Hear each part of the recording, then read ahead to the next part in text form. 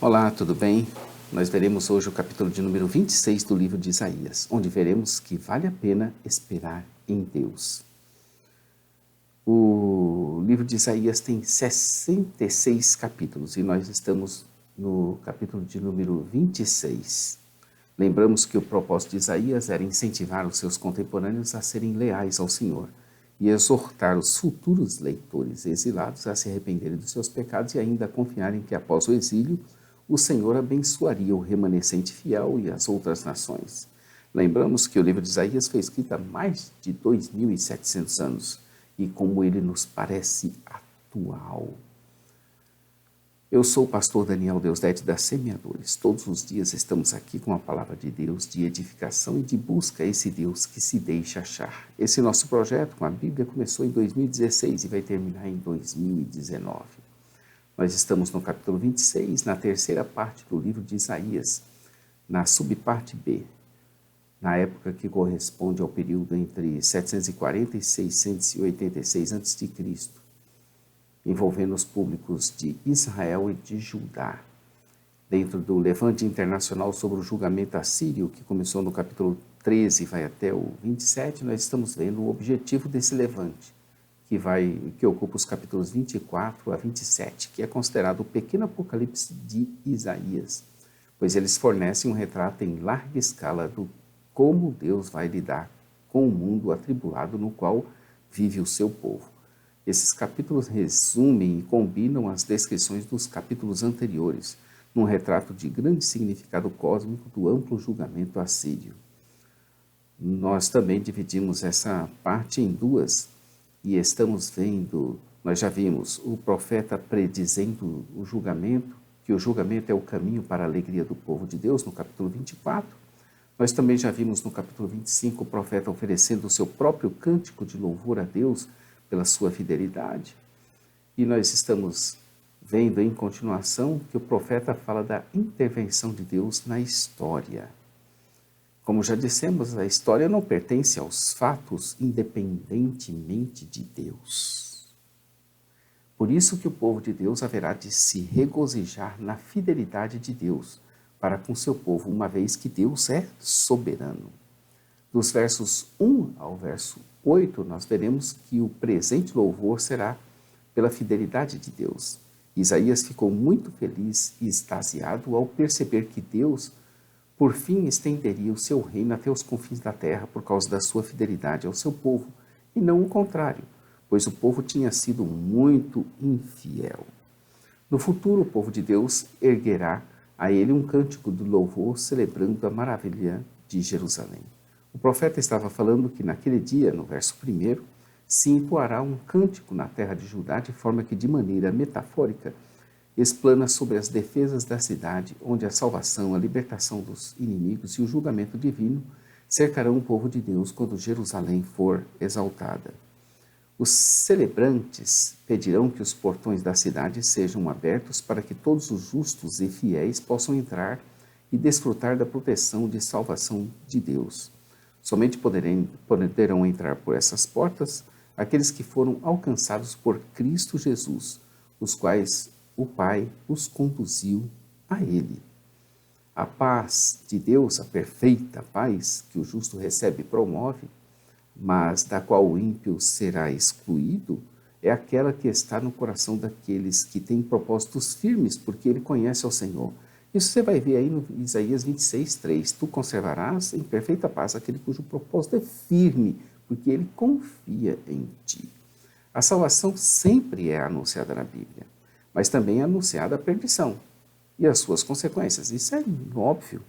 Nós esperamos pela nossa redenção final, pela consumação, e também nos chama a atenção o fato de que, assim como esperamos algo bom, há também no ar uma expectativa de algo muito ruim por vir.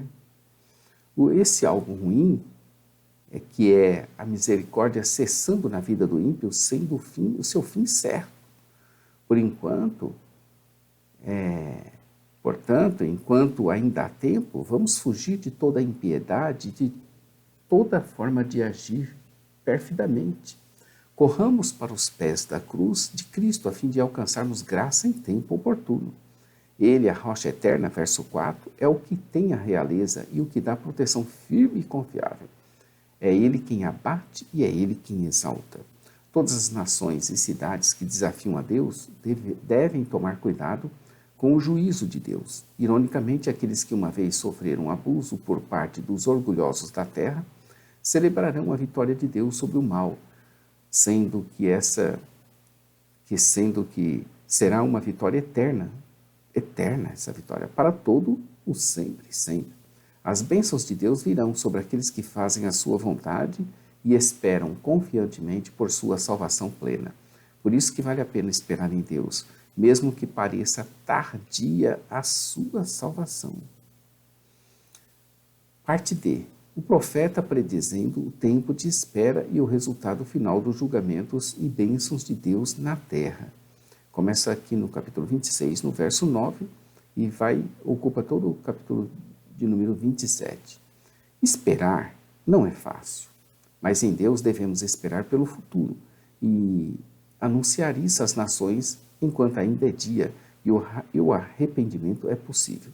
Dos versos 9 até o capítulo 27, veremos essa espera pelo futuro. Tendo descrito as festas que acontecerão depois do julgamento e a salvação terem finalmente chegado, Isaías se volta para o problema do período de espera que o povo de Deus terá de suportar.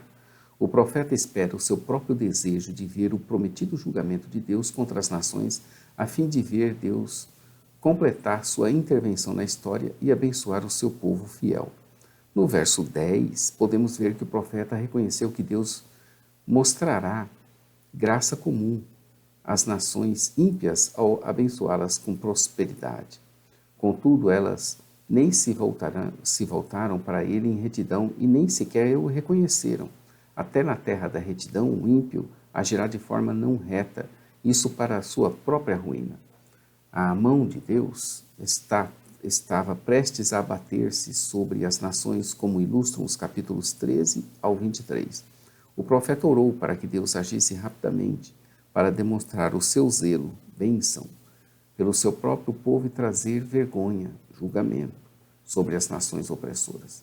Se não fosse a graça comum de Deus sobre todas as nações, nem nações nós seríamos na face da terra.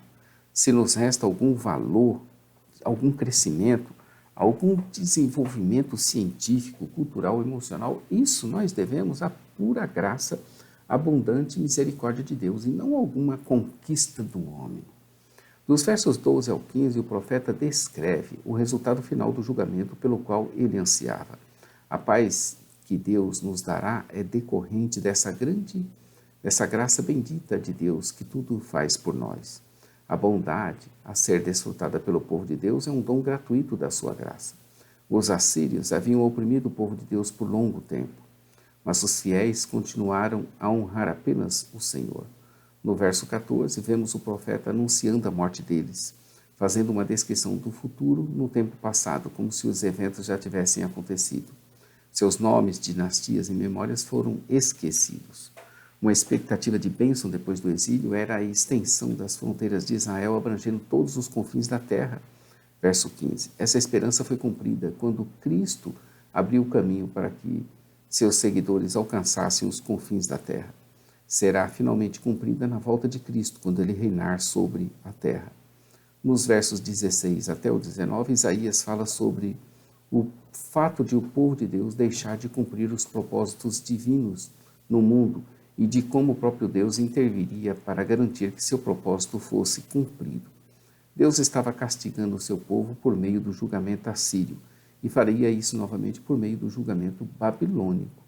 Seu propósito com essa disciplina era incentivar o tipo de arrependimento descrito aqui. As suas orações secretas seriam derramadas nos momentos de grande aflição decorrentes da angústia sofrida. Israel e Judá são comparados a uma mulher que tenta dar à luz, mas que fracassa, verso 17 e verso 18.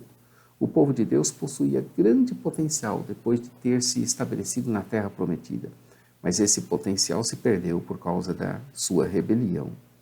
Deus tinha estabelecido o seu povo com o propósito de que trouxesse salvação ao mundo ao espalhar o reino de Deus. Esse propósito continua a ser o objetivo do povo de Deus E devemos anunciar a todas as nações o ano e os tempos aceitáveis ao Senhor. Nosso papel aqui na terra é anunciar a todas as nações o Evangelho de Cristo.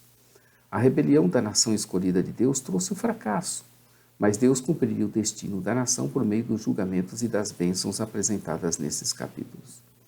A redenção de um remanescente de Israel abriu o caminho para que o propósito de Israel fosse cumprido. Esse objetivo seria, finalmente, realizado na obra de Cristo em sua primeira vinda, na obra contínua da Igreja hoje e na sua segunda vinda. Há uma mensagem de esperança nos versos 19, esperança para o futuro, em contraste com o verso 14, não ressuscitarão. A nova vida dada a Israel e Judá na restauração levaria a uma nova oportunidade de sucesso em cumprir o objetivo da nação. Essa renovação da vida seria cumprida em parte na restauração da nação, depois do exílio e na renovação interior realizada por Cristo.